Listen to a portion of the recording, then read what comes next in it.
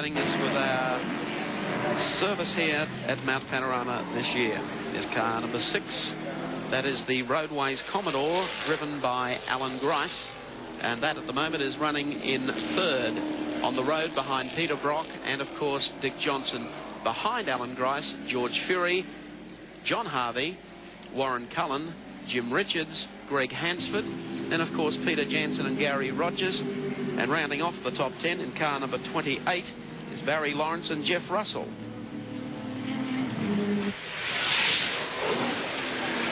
We have 2 race cam units, of course, for this year's great race, and one of our commentators, one of Australia's most forceful drivers, is of course Allan Grice, and he's looking pretty good at this stage, running 3rd on the road. I think he would agree with me.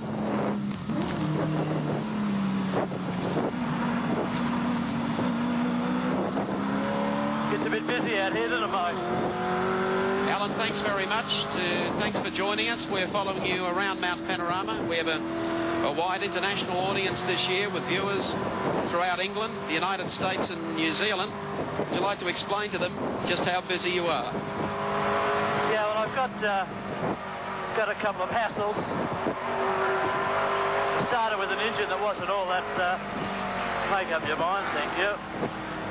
Wasn't all that strong. But as the race has gone on, it's freed up a fair bit.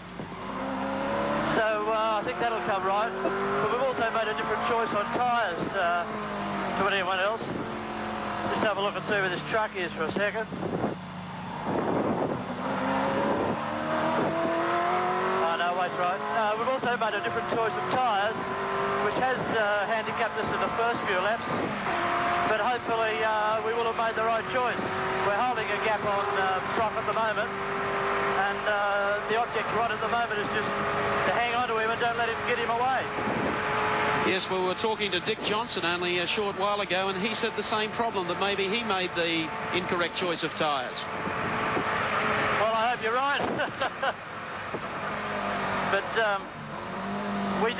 we were slower than we'd wanted to be early, but I've been able to maintain a pretty steady pace since.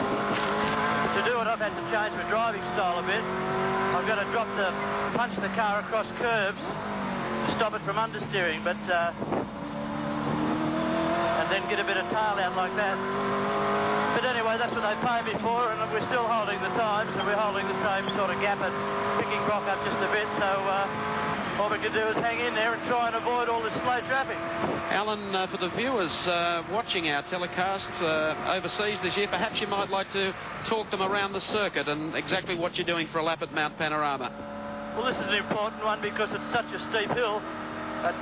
Hills don't tend to come across in the right perspective on TV, but believe me, this is awful steep. Back to second for the cutting. Now, the car's understeering, so I've got to throw it in and boot it out like that. But still, as I said, that's what they pay me for, second to third.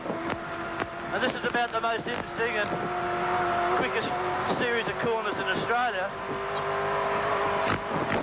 With this sort of car, we're doing, I guess, 130 mile an hour on 3 and 2 wheels. And you tend to be a bit busy. This is Skyline that's rather daunting for the overseas drivers into the S's. Then the dipper where she goes up on 2 again. Is he going to do the right thing? Has he seen me? Yes, he has. This one I'm having a lot of trouble with.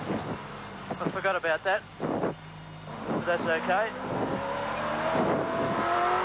Forgot about that rubbish on the right there, but the only thing you do when you do that is just over slow, pick up the situation and carry on. So we haven't lost many revs. We wouldn't have lost any time on that. And this is Conrad. We just flew once there. There's another fly down at the bottom here where the car comes off the ground, but if you get right over the left, there, it doesn't fly.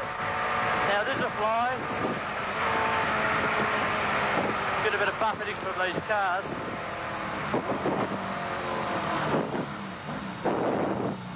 He's going to Bathurst. Probably got a bit thirsty. Allan, there was some controversy about your team and also the Moffat team entering 2 cars.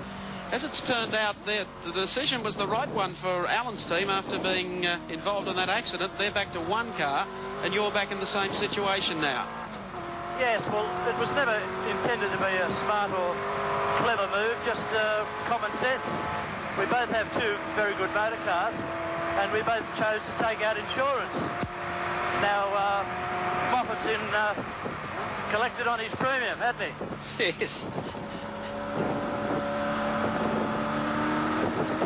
But, you know, it's a shame the organisers elected to have a bun fight with us rather than sort it out, and we had to go to the stewards, but that's the name of the game, and there's dollars involved, and a lot of men that all want to win the same race. Tell me this, Alan, what does the James Hardy 1000 mean to Allan Grice? It's a Sunday normally in October, when I come out and get terribly sweaty and try and beat all these other turkeys at doing something that we all do pretty good. Does this race mean something more to you than any other race? Yes, certainly. This is the Melbourne Cup. You can be last all year and come last and win this one and you're a hero. And you can win everything all year and come last here and be a mug. So that's how much it means. Well, thank you for allowing us to invade your privacy in the cockpit. We'll let you get back with your mind on the job. Thank you for those very gracious comments. Okay, Mike. We'll talk to you later on. Okay, buddy. Thanks very much. Allan Grice, driving with Racecam, one of Australia's top touring car drivers, and he's running strong in this field. Okay. Yes, and a great talker too is Gricey. And I tell you what, you're talking about being a mug. He's no mug. He knows exactly what he's doing out there. Watching the cars ascend the mountain.